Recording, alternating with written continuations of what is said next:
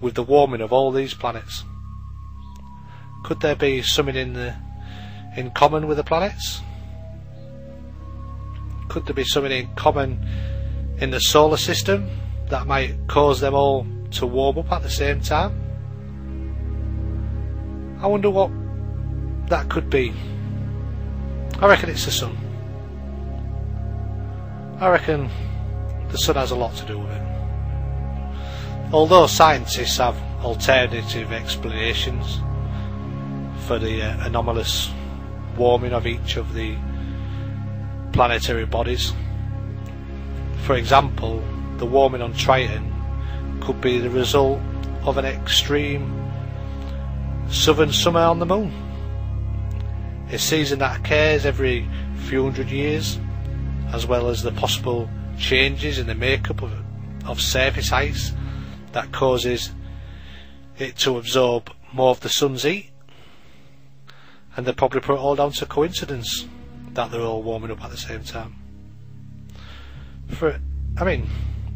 Carbon dioxide levels on Earth have risen from approximately 0.028% to 0.036% in the last few decades. It is a major stretch to compare this with Venus at a 96.500% carbon dioxide level and promote an uncontrollable runaway condition. Earth, in its early history, 385 million years ago, had an atmosphere with 10 times the present carbon dioxide levels. Those elevated levels did not produce runaway global warming then, so why should we theorise that it would do it today? For example, solar fluctuations do influence the Earth's climate in substantial ways. During a 75-year period beginning in 1645, astronomers detected almost no sunspot activity on the Sun, called a Maunder minimum.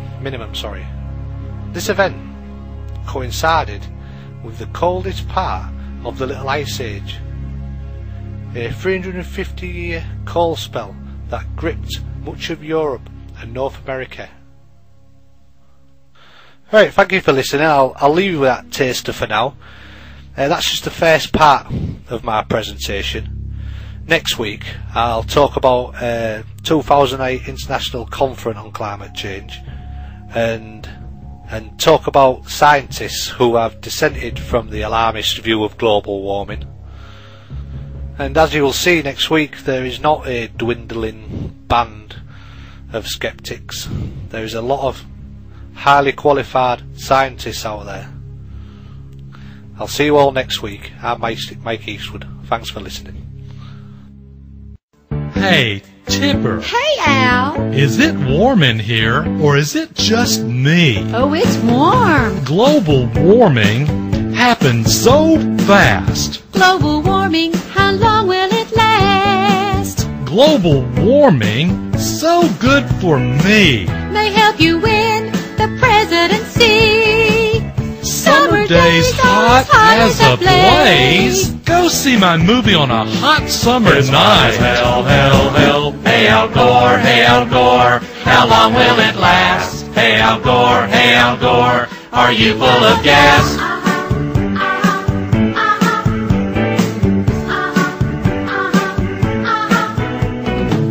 So drive a hybrid, do as I say. Before the glaciers all melt away. Everyone does except for me. And your friends, the Kennedys. Summer days hot as a blaze. Go see my movie on a hot summer night. Hey, Al Gore, hey, Al Gore.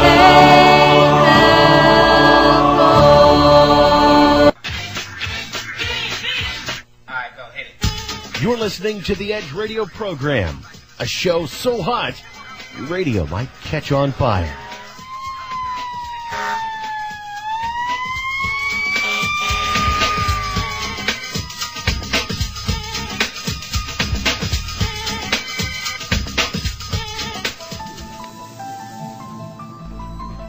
I'm Andy Radford in the UK studio, and this is the Thursday Edge Reports. The human health impact of global warming. Edge correspondent C.M. Leslie looks into the rise in incidence of the West Nile virus and other tropical diseases. Here is C.M. Leslie's presentation now.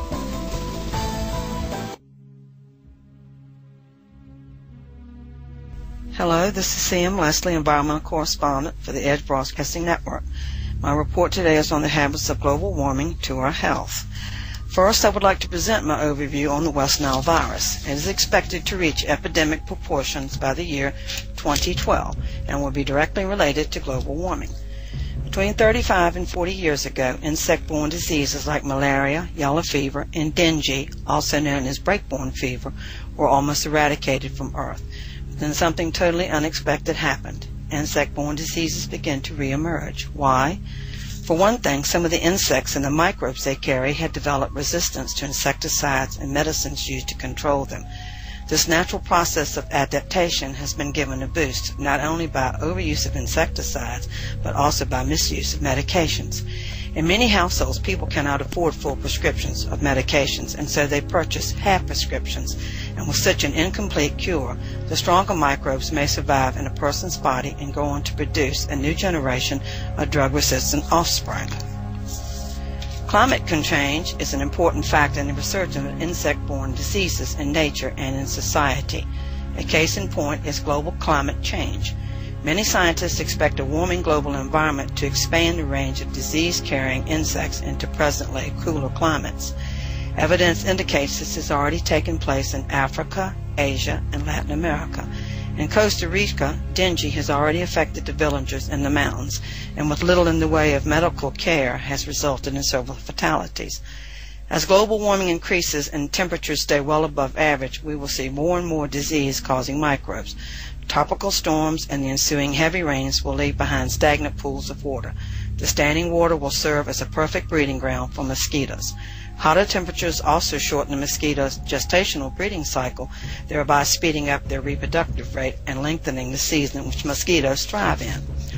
Because of increased warming temperatures, the mosquito is more active, thereby increasing the insect's metabolism and intensifying the reproductive rate of disease-causing microbes. What this means for the individual being bitten is that a single bite will cause infection. West Nile virus is transmitted to man by mosquitoes. The first case was isolated in 1937 in Uganda. West Nile virus was not detected in the Western Hemisphere until 1999, occurring the same year and coinciding with the rising global temperatures in the United States. Most infected people are never aware of the infection and quickly recover from the flu-like symptoms. A small percentage of victims with impaired immune systems will develop a serious illness, such as encephalitis or spinal meningitis.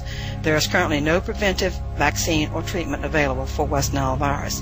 The United States Center for Disease Control and Prevention warned that the West Nile virus may also be acquired through organ transplant or blood transfusion from an infected donor.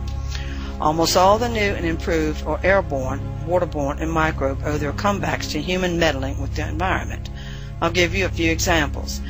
Speed of modern travel and one jet-set pace can spread pathogens and microbes across the globe in a matter of hours. Damage to the habitat of creatures both large and small threatens biodiversity. Pollution flows into the air and water at an alarming rate, weakening the immune systems of animals and humans. In essence, human tampering with nature and the fragile ecology has weakened the world's immune system. World political instability and war damage ecosystems and interfere with basic health care and food distribution.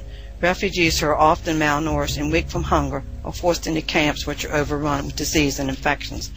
Overcrowding and hot inhuman conditions make basic sanitation and personal hygiene extremely difficult, thereby further increasing the risk of infection from the West Nile virus. Dateline May 2008.